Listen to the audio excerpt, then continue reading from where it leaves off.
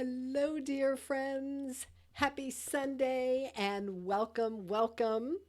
Would love for you to pop into the chat, say hi. Where are you tuning in from? How are you doing today?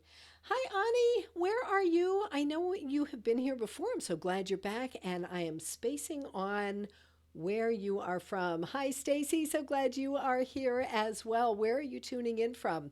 Oh, Ani in West Haven. You're a neighbor. I'm in Connecticut too. So we are somewhat close. Have you been having the crazy winds there today, Ani?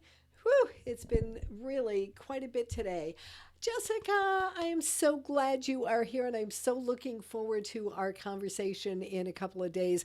Our actually, me listening to you for our session. So I'm really looking forward to that. Awesome. Let's see. We've got Nawaz in from India and Valentina from Milan in Italy. Awesome. So glad you are here. Stacy, also from Connecticut. We've got a couple of Connecticut people in the house. This is great. How are you doing? It's great to know where you are in the world. Also, hey, y'all. Hey, Michelle. So glad you are back. How are you doing down in Texas? We'll go probably 45 minutes, Nawaz. I'm not really good about exact timing, but I'd say probably 45 minutes max. Not going to do like a long meditation today, but boy, we are in for an awesome class today. I'm really looking forward to this. It's the restless brain remedy. Anybody ever struggle with restless brain? We're going to talk about simple tools to soothe anxiety and stop the compulsion cycle. And have I got a fun, yeah, Michelle saying, not me. Have I got a fun story for you? I love saying hashtag can't make this up, right? Because I planned this class and then the universe was like, oh, you haven't revisited this and felt it recently. So I have a little experience I can share with you. Oh, okay, Jessica, restless leg, restless brain, you got it. Not me every day. Ani, does that mean that you don't experience that every day? Oh, hello and good evening. Am I saying it? Is it Birgit or Birgit? Is that a hard G or a soft G from northern Germany? I love that we are gathering from around the world. This is one of the things I love so much about Insight Timer. Any idea how to make it full screen? I don't know. I don't know if that's on my end or if it's on your end. If somebody who is in the chat knows how they can help Ani, I don't know. I am not the tech person in our household. He's upstairs recording this for me. Oh, on the phone. Great. Okay. See, you guys just show up and help each other. I love it. All right. So I've got some things on here where you're saying, okay, I've got a restless leg, restless brain. Boy, oh boy.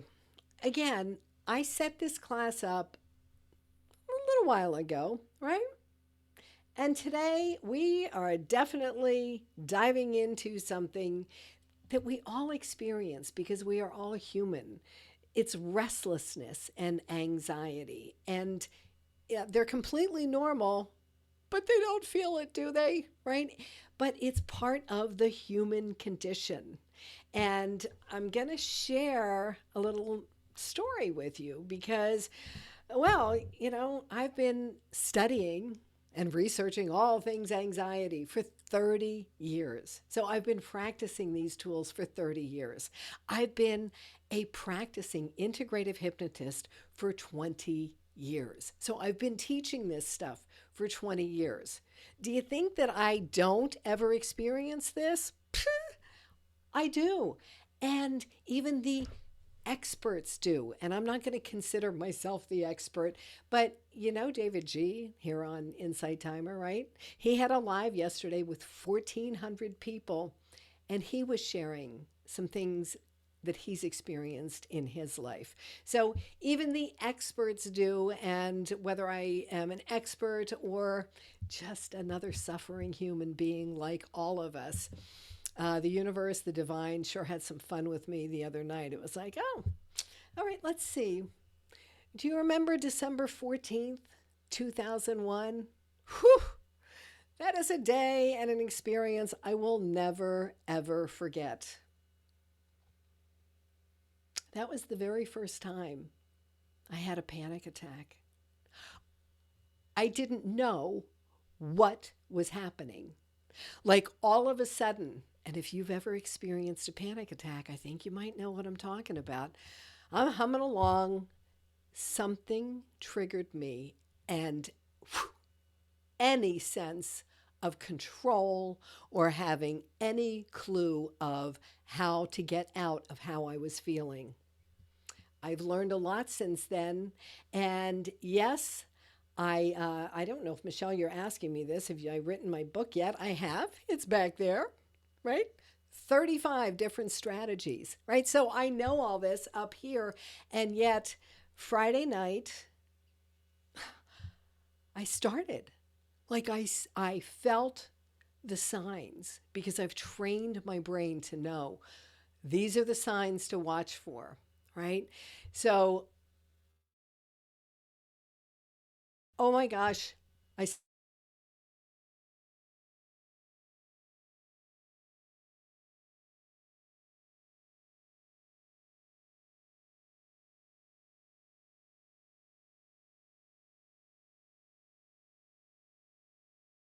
share this information with you to share information and resources.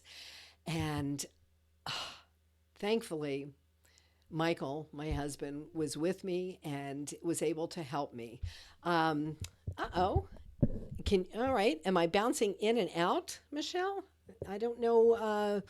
I'm not doing anything different with the volume. Hopefully, you said you couldn't hear me. Now you say you can. I hope you can. So, what I did the other night, I'll share with you, some of the things that I do. But what I was doing the other night was I said to Michael, uh-oh, I'm in trouble. I need your help. Can you please come lay down with me and meditate? And that's what we did. We laid down, we tuned into Insight Timer and a certain meditation for both of us, and it helped turn the dial down for me. So I share this with you not to make it about me, but to help kind of normalize that this is part of the human condition. So I would love to know in the chat if you have ever experienced, whether you call it a panic attack or just a really intense restlessness or anxiety. And if yes, what did that feel like for you? In your thoughts, in your emotions, in your body? Because there's a reason that Bessel van der Kolk, MD, medical doctor, wrote his book and called it The Body Keeps the Score. Our body tells us. And if we learn, yes, Stacy's saying yes, and Claire's saying yes, Natasha, I hope I'm saying that, rest. Michelle, major reason I teach yoga. Exactly. And Ani regularly felt like the mind was spinning in mud and body. I, are you saying mud? But that's a spinning in mud. That so resonates with me, Ani. If you meant mind, yes, it's a spiral. It goes deep and deep. You got it, Nawaz. Excellent. Not that you're feeling it, but that you're already aware of it. Yes, panic attack, Michelle says, feels like I can hardly breathe. My mind racing. I'm afraid I'm having a heart attack. Yes, that's exactly what I was feeling the other night. And probably Michelle, as a yoga teacher, you know that it's coming. So, what I want to help you with tonight, this afternoon, this morning, wherever you are in the world, is we're going to talk about understanding restlessness and anxiety with empathy. With empathy. All right. We're going to do the core practice of resting in restlessness. Of course, I'm going to share tools to support the practice. And then we'll just wrap things up to make sure. Yes, Stacy. Oh, I'm so sorry. I got it. I felt everything tensing up, trouble breathing, hearing, and to clench or felt like I would wet my pants. Yes, Stacy, I'm sorry and I understand. I truly understand. And we're going to start turning things around. If that sounds good, if you want to start turning things around, let me see a whole bunch of hearts start floating now, because we want to talk about this. I think it's important for us to talk about it. And by sharing it and saying, yes, this is what's going on, but knowing that, oh, I'm not the only one. Yes, thank you for all the hearts, because I was like, oh my gosh, just knowing we're not alone is such an incredible relief. When I talk about this, I really do understand. It's so isolating when you go through this and you feel like there's something wrong with me, that nobody else goes through this, and feeling the shame and embarrassment. I get it. And I'm actually really kind of glad that the divine, the universe really said, and anger, Ani puts in too. Yes. And so knowing that we are not alone, does that help at least take some of that pressure off? I hope so. Molly saying, all good now. I think I missed something big here in the chat, but it sounds like Michelle was, oh man, Molly, first and only panic attack in the middle of Costco. I'm sorry, and I can totally see how Costco would do that to you. Those big gatherings of people in, in an artificial environment. I totally get that. I am very glad that you're all good now, right? So we can talk about this, and we're going to, but I want to most of all help you turn things around. Yep, Michelle's talking about another big box, saying that does it for her too. That's it. We need to, and this recognition is so important. It's also like, if you've never realized that you go into, and I've heard this from so many people, from so many clients, about I can't go into this store because. So if you know that in advance, this is where we're going to talk about understanding this, that, oh, okay, I know that this is a trigger. One of the things that triggered me the other night showed up in my inbox the next morning from, I have to look at her name again, Nadia Boltz Weber. I'm kind of new to her on Substack. A prayer for trying to stay off the internet was her share the other day. And that was what it did for me. It was, I have cut the amount of time I spend on the internet and doom scrolling like to almost nothing. And yet still, that's what tripped me up the other night. So you want to make sure, oh, awesome, Michelle. Okay, we need to talk, Michelle. I love this. A major reason that Michelle is a pastor preacher, which I did not know about. Michelle, would you please do me a favor and reach out if you, for all of you, if you, I missed that. I apologize. If you click on the little circle picture, it will take you to my bio, and there's ways for you to get in contact with me. Michelle, I definitely want to check and have that conversation with you. So let's talk about how we can understand this, right? When we understand that we're not alone, and that this is wired into us, and that it is part of being human, well, first of all, I don't know about you, but I felt like my shoulders just dropped down away from my ears, because it's like, oh, okay, great. I'm not alone, right? So now, what do? Right? We need to understand and accept that this is part of the human condition, and notice the triggers. Now, if this was not part of the human condition, I probably wouldn't have had a business over the years, because here's Kristen with an I, who, you can find this on my website. She had 10 to 12 panic attacks a day before she finally reached out and said, I need help. And she doesn't have those panic attacks on a regular basis anymore. Here's another Kristen with an E, and her cute little doggies there. She was dealing with panic attacks. She wasn't sleeping. She had physical things going on that they couldn't figure out. body keeps the score. And when she stopped pushing against them, things started to turn around for her. So let me just know in the chat, how is this landing with you? Does it help you feel like some relief? Oh, I love that, Michelle. Triggers are our friends. Does it help find you feel a little bit of relief knowing, I'm not alone here, that I really am in good company, right? And okay, I experienced that again, December 14th, 2001. I will never forget that. And that's 24 years ago, right? But I learned to understand it, accept it, and do the work necessary on a daily basis so that if it's going to rear its ugly head, I'm prepared. Just like anybody play tennis, right? A tennis player knows the ball is going to come to them, so they're prepared to respond. Notice, not react. They're prepared to respond when the ball comes to them. And so when we can understand, accept, and notice the triggers, then we can be ready, right?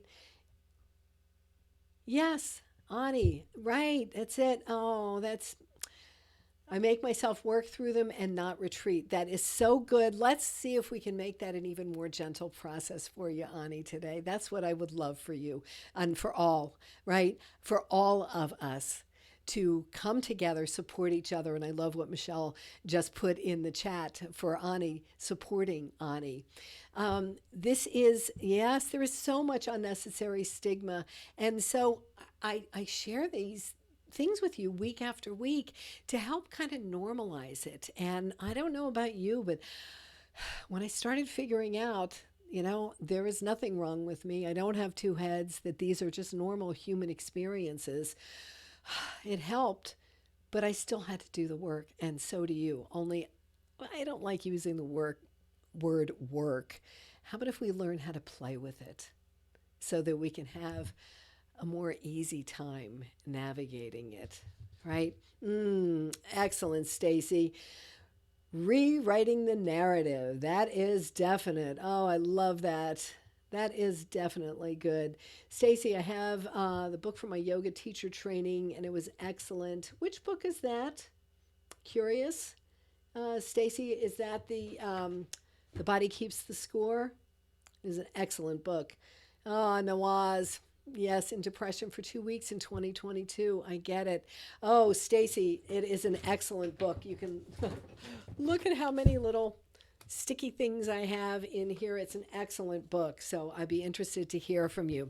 All right. So just for argument's sake, can we agree that we will accept and understand that restlessness is simply part of the human condition? Can we understand and accept that and agree that? I see all these hearts. Stacy, my problem is that the story keeps continuing. That's interesting. I'm going to park that to the side. Would you do me a favor and bring that back up in a little bit, Stacy, because I don't want to ignore it, but I'm not ready to address that. So please circle back to me, okay? Play and joy our acts of resistance in days like these. Yes, Michelle. Awesome. Okay, so Stacy, circle back to me on this because I want to keep moving forward, but then come back and we'll address that, okay? So let's get to the core practice. So I'll share with you, what I did the other night, aside from Michael lying down and listening to the meditation with me. He doesn't understand what it feels like because he honestly doesn't experience this like I do. But thankfully for me, he's very, very supportive. But so like the other night, I started feeling it. I felt my breath started getting shallow. My heart started racing. My palms started getting sweaty. My mouth started getting dry as it is now. Like I can feel it because it's like, bringing up those feelings again. And so at that moment, I had a choice. I could resist it and try and muscle my way through it. And I was never going to win. I finally have bowed down and said, yeah, I realize that when that happens, I'm not going to win. I'm not going to be able to muscle over it. Because here's why, my dears. Let's pretend for a moment that you and I are just sitting across from each other. And I put my hand up and I say, okay, put your hand up against mine. And there we are, our hands touching each other. We can feel the warmth. And then I start pushing on your hand. And I just push a little bit to start. Then I push it harder and harder. And what are you going to do? You're going to push back. And so when those feelings of restlessness and anxiety start to come up, when you start noticing those signs, the heart beating faster, the palms sweaty, then you get a choice. You can either notice them and allow, or you can fight them. And that hasn't worked well for me. And again, I probably wouldn't have had a business for the past 20 years if it worked, because I specialize in helping people learn how to recognize the symptoms and recognize what's happening, the signals, and say, oh, okay, let me do this instead, gently. So let's try something different. And we'll just practice sitting with it just for a moment. I want you to, while we do this, notice whatever's there without judging it or changing it. So if you're comfortable, close your eyes. If your mind is still a little restless, a little too busy, just let them come to a soft gaze. And let's start with your breath. Whatever's going to bring you to your breath. We're all taters, as David G. calls us, meditators, as we're here on Insight Timer. So for right now, simply do whatever breath technique will help bring you into this present moment. And now, think of something that happened recently that triggered you, that you can still get in touch with those feelings. Not the big one, not something you've been dragging around for years or decades, but something that happened recently. And then get curious. Notice, where do you feel it? Do you feel it in your body? Or in your mind racing? Are there sensations? Like for me, literally, I had a friend in high school. She called me sweaty Betsy, because I would sweat so much. That was like, and I didn't know it. Nobody was talking about anxiety back then, but I would sweat when I was anxious. I didn't know it then. I do now. So notice, do you have any sensations? Is it thoughts? Is it urges? Like I used to have the urges every night for alcohol. And I stopped drinking 4.5 years ago. One of the best things I've ever done for myself. Also, surprisingly, one of the easiest things I've ever done. So Friday night, I have alcohol in the house. I didn't even think to reach for a bottle. No, I did what I had prepared myself for. So notice, where do you feel the restlessness or the anxiety? And then if you feel it in your body, imagine you could send your gentle breath right to that space. A lot of us hold our tension in our jaw, in our neck and shoulders. What if you could simply imagine breathing into that?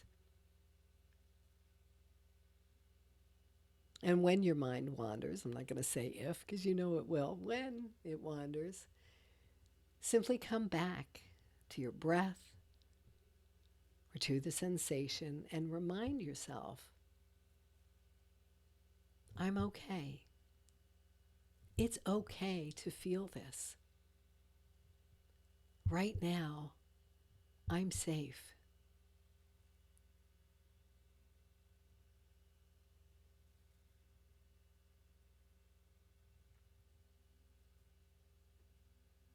And then start to stretch a little bit.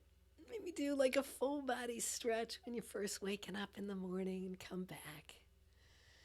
And I'm curious, how was that for you? Have you ever done that? Have you ever actually stopped and tried to, oh, notice it? Where do I feel this?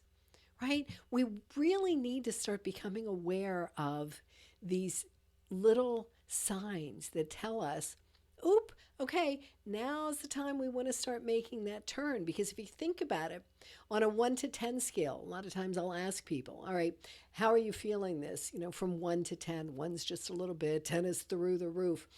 When we feel triggered, and I started noticing it the other night when I was like at a 3 or 4, like, ooh, at that point, it's still low enough that I could make a little bit of a turn and start helping myself out of going into a full blown panic attack. When we're on autopilot and we're just numbing our way through things, then it used to be I'd be a couple of glasses down before I'd like, oh, okay, right?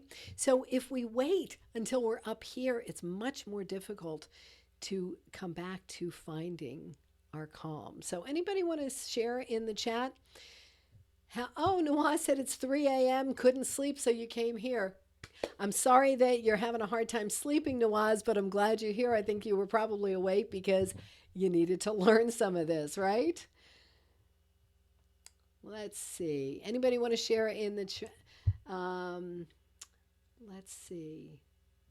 Yep, it's like, wait, she's not letting me take over. You bet.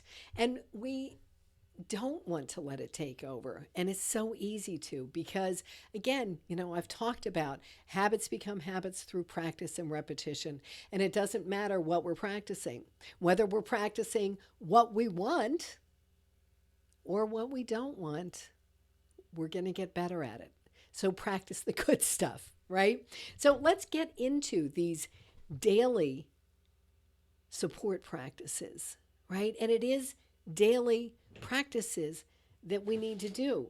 This is why Kristen with an I, where'd she go?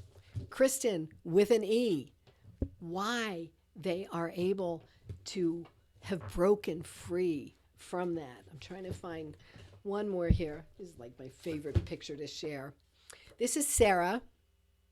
She had a crippling fear of flying. You can see that was over.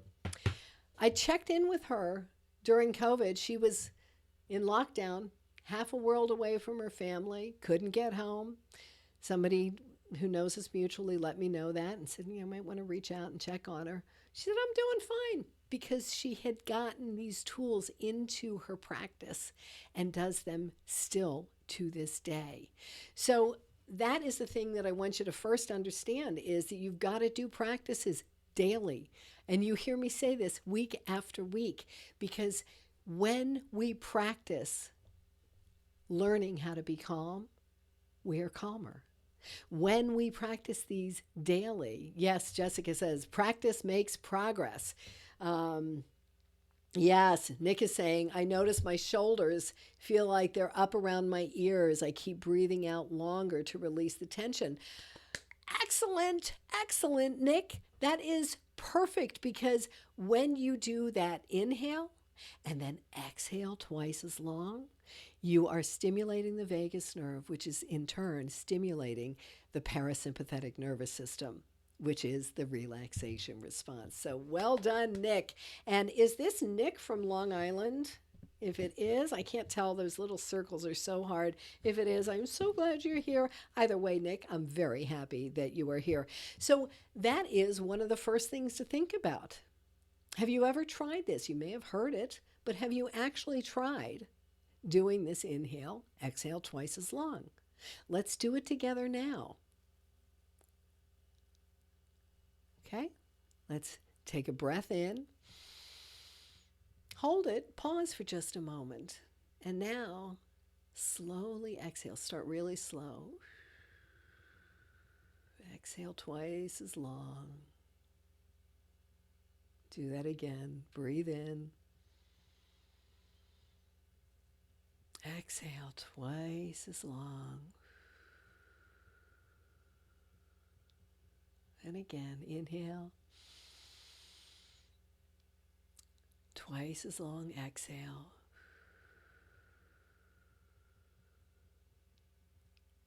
And I don't know about you, but I could already feel like, just felt a softening through my entire body. And so it is, first time here. Welcome, Nick. So glad you are here in Birmingham in England. Awesome. So glad you are here. So the exhale twice as long. Does anybody do that on a regular basis? I'm curious because I share so many. Excellent. Molly is saying this breathing practice is my main go-to. Excellent, Molly. So there are a million different breath practices. This is one that is Molly's go-to. It could be box breathing, or I call it square breathing. It's where you inhale to the count of 4, hold to the count of 4, exhale to the count of 4. Hold to the count of 4. And I usually recommend going around the square 3 times at least. And then I don't think I've had anybody not get relief after 3 times, but sometimes we don't get the full relief that we want. So if you do 3 rounds of box breathing and you're still feeling anxious, do it some more. And, I was talking with Michael, my husband, about this beforehand. And I said, this one breath technique that I love to share because so many of you love it doesn't work for me. I don't know why, but I have had such a tough time with this one breath technique, but it really works for so many of you. So I'm going to share this, and I know some of you are going to be like, oh, yes, this is my go-to. And maybe for you, this is a brand new practice and you're like, oh, this is the best breath practice ever. So we are going to practice the 4-7-8 breath technique. And it's simple. I'll guide you through it. Don't do it yet. It's we breathe into the count of 4, and I'll count you through it. We hold for the count of 7, and then we exhale to the count of 8. Now, trick that I learned from Hannah Brown, fabulous yoga teacher here on Insight Timer. She says on the exhale of the 8, the trick is you just start it very slowly. So at 8-7, you are just letting out the tiniest bit of breath, and then that way you have enough to get all the way through. So let's practice it. We're going to breathe in, 2, 3, 4. Hold, 2, 3, 4, 5, 6, 7. Exhale slow. 6, 5, 4, 3, 2, 1. Inhale. 2, 3, 4. Hold. 2, 3, 4, 5, 6, 7. Exhale. 7, 6, 5, 4, 3, 2, 1. One more time. Inhale. 2, 3, 4. Hold. 2, 3, 4, 5, 6, 7. Exhale. 7, 6, 5, 4, 3, 2, 1. And let that go. Let your breath come back to its natural rhythm. Yes, I'm with you, Quade. Anything over 4 is difficult for me. Yep, I get it. So does box breathing or square breathing work well for you, Quade? Or how about the inhale, exhale twice as long? So, how about that 478? Who is like, oh, yes, that is my go to? Who is, that's brand new. I might have to play with it some more. Who is, yes, Quaid is saying, yes, the box works great for you. Uh huh. Holding for 7 is hard. And it can be, Ani. What I would really encourage you to do is, unless you have another go to that's like, oh, this is really the one that works for me, play with this and see if maybe holding for 7 is too hard for you. And you're like, ah, I'm going to ditch that. So maybe you stick with the box breathing, the 4, right? Or maybe you try the inhale for 4 and then exhale for 6, the twice as long. Just something to think about. So we've got the breathing. What do you do when you start noticing the signs? Simple things, just a couple of simple things I really want you to think about is go to, like not these big long things, right? Like, oh, the 5 4 3 2 1. That is, for me, that's far too long. If I'm like really ramped up, I'm not going to take the time to go through all of that, but I could take the time to ground, and we could do that right now. Simply find your feet on the floor, and even if they're already on the floor, pick them up, move them around, and bring your feet back to the ground. Move them around on the floor. If you practice yoga, find all 4 corners of your feet. Whether you practice yoga or not, you actually do because you breathe. And if you breathe, you're practicing yoga. But just notice your feet touching the ground, feeling yourself connected, grounded, so that no matter what winds are blowing, you are connected and grounded, supported. And of course, you can add in breathing while you're feeling yourself grounded. And I right now am finding just naturally, because I walk so much, I've got my feet like literally they're walking in place, right? So it's finding whatever works best for you. But to a go-to is wonderful, is grounding. Simply finding your feet on the floor, imagining little tree trunks going down from your feet deep into Mother Earth. Another way of finding your grounding is if you're sitting in a chair. Notice the chair supporting you. Notice the backs of your thighs and your buttocks on whatever it is you're sitting on. If you have your back up against your chair or couch or whatever, notice that support.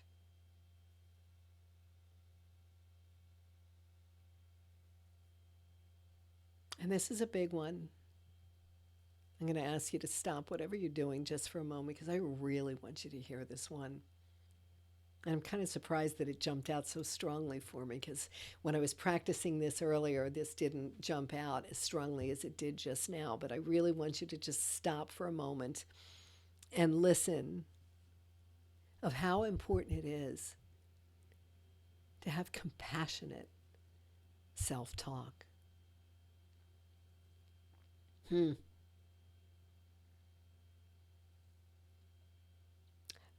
Back on December 14th, 2001, I was not having compassionate self-talk. I didn't know what the heck was going on. I was afraid. I was at the edge, and if I fell over, I didn't know what was going to happen. I was not having compassionate self-talk at all. And yet the other night, I was.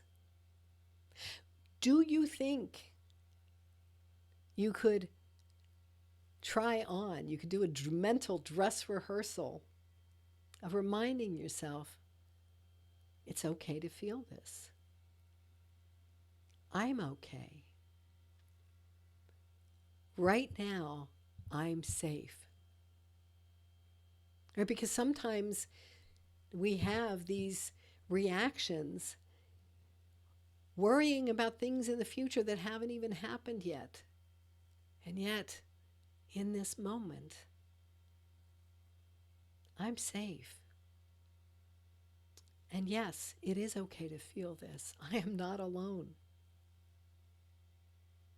Compassionate self talk. It's so, so important. Another thing is to simply note the thoughts. I've heard Sharon Salzberg talk about noting thoughts a lot, and Dan Harris on his podcast. Just noting, oh, just a thought, or just an urge. And maybe also noting that's an emotion. Oh, yeah, that 90-second rule. Do you remember that? We've talked about it a couple of times here. That Dr. Jill Bolte Taylor, neuroscientist, she's who I learned this from. She's a neuroscientist who experienced a stroke. So she got to experience being the neuroscientist, witnessing someone having the stroke, while she was experiencing being the person who was experiencing the stroke. And her stroke of insight, which is the name of her TED Talk, and I think probably her book too, was that the lifespan of an emotion is only 90 seconds. So when we're in that incredible grip of those emotions, those compulsions, those urges, it's only going to last for 90 seconds. If we can breathe our way through it, or find our grounding, or, oh, note, I'm having a thought for 90 seconds, then we can get free of it. Yeah. Oh, I love that, Nick. I rename mine such as, there's Susie's shame. Catastrophe Carla. It helps me disconnect and show them compassion rather than letting the inner critic take over. Beautiful, Nick. I love that. Yes, you're right, Quaid, that 90 seconds can feel long when you're trying to communicate in a group in real time. So you're exactly correct about that. And yet, that doesn't mean that we can't practice that 90-second rule when we're alone. So we practice that, build up that muscle memory. And so then when we are in a group in real time, we can use one of the other strategies that will take us out of it quicker than 90 seconds. Just a thought. So which of these tools do you want to commit to? And so, I'm always recommending that you buddy up with somebody. And you guys have been so great to each other in the chat today. I love the support of our community for each other. So maybe today's the day you just say, oh, F it. I'm going to go ahead and be brave and put in the chat, I want an accountability partner. Now, there's no pressure. You don't have to do it. But if you've been with me before, you've heard me say it. If you type in the chat, I'm going to practice grounding this week, or I'm going to practice compassionate self-talk, or noting, or this breath technique, just putting it in the chat gives you a 65% greater chance of actually following through with it. If you find an accountability buddy and you partner up and check in every day, my dears, that takes you up to a 90% success rate. So somebody had said in the chat about having a hard time getting them to be a habit. That's how you do it. Ani, excellent. I'm going to use the breath technique of a longer exhale this week. Excellent. I hope you will come back next Sunday and let us know how that works. So let's talk about how we break the compulsive cycle. It is through the daily practice. I had a session with another Insight Timer teacher this week, and I said to him, I'm doing all the things, right? I meditate every morning. I'm not saying I'm a great meditator, but I meditate. Are there mornings when my mind is everywhere but here? Yes. And yet, still I sit. I meditate every morning. I do my daily A Course in Miracles lessons. I do my exercises. I listen to sound baths. I do all of it. And yet, still comes up. And yet, when it did Friday night, I knew it was coming and I was prepared for it. And so I was able to break that pattern. So when you combine awareness and acceptance, you are creating the space that allows you to then respond instead of react. And I usually will actually show you a reaction when I do that. And I've got to stop it because when I do that in the past, it was shocking my system. And I'm like, I don't want to do that anymore. But so what if you could take the next 7 days to practice these, just weaving them in and out of the day for the next 7 days? You can do it for 7 days, right? Where you're combining awareness and acceptance, you're doing the practices.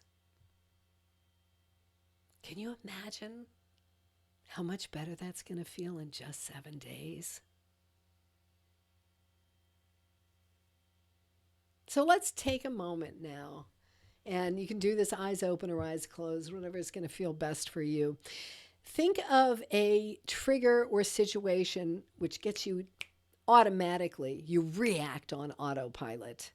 And it could be with a loved one, a coworker, your nasty neighbor, somebody. We all have these people in our lives. They do the same stuff over and over again, and we get triggered again and again and again. So I want you to pause for a moment and think about that trigger or situation that just came up, and kind of do a mental dress rehearsal of you this coming week, where they do their thing, they're going to do it. So that's the awareness. And you accept it like, all right, this is who they are. I can't change them, but I could change me. Let's do a little mental dress rehearsal of you experiencing that trigger or situation and noticing what, if anything, changes if you paused and used one of these tools instead. What might that feel like? How might that alter the course of your day? Let me know in the chat. Brigitte, I hope I'm saying it correctly, a 30K run today. Walked every moment with compassion and lots of self-talk, and feel your feet as well. Awesome. Awesome. Oh, great. I'm glad I'm saying your name correctly. Excellent. Quaid is looking for an accountability buddy if anybody wants to jump in. Ani is saying, I'll hold you accountable. Stacy, excellent. I love this. Anybody else want to jump in with an accountability connection? Please do that now, because it really does make such a difference. And these mental dress rehearsals, all your favorite athletes, the Olympic stars, the ones who win the medals and the trophies, all the incredible musicians, people who have we look up to. They're doing these mental dress rehearsals, only they are mentally dress rehearsing things going the way they want them to, because they're doing their practices, and we need to do our practices as well. So do it. Do your practices each and every day, and I love it. I see that you're getting... Oh, James, that is excellent. Awesome. I love seeing that you are buddying up in the chat. Thank you. I appreciate that. And I would love to have you come back next Sunday and let us know how this works for you. I I can't promise anything because, what I do is not, okay, you mow the lawn and you can see your progress. The work that I do is not progress that you can actually see. It's kind of intangible. But boy, I can tell you from personal experience and 20 years of working with thousands of clients that if you just take one or two of these and you practice them each and every day this week, already things will start to feel calmer, to feel a little more manageable for you in the coming week. So, thank you for joining me today. Thank you for your willingness and your openness to try something new. And Ani, it is not a phoenix, it's actually a three-eyed raven. And it is there literally to remind you to spread your wings and fly. All right, what's one takeaway or intention you're leaving with today, my friends? Just one thing. One thing before we go.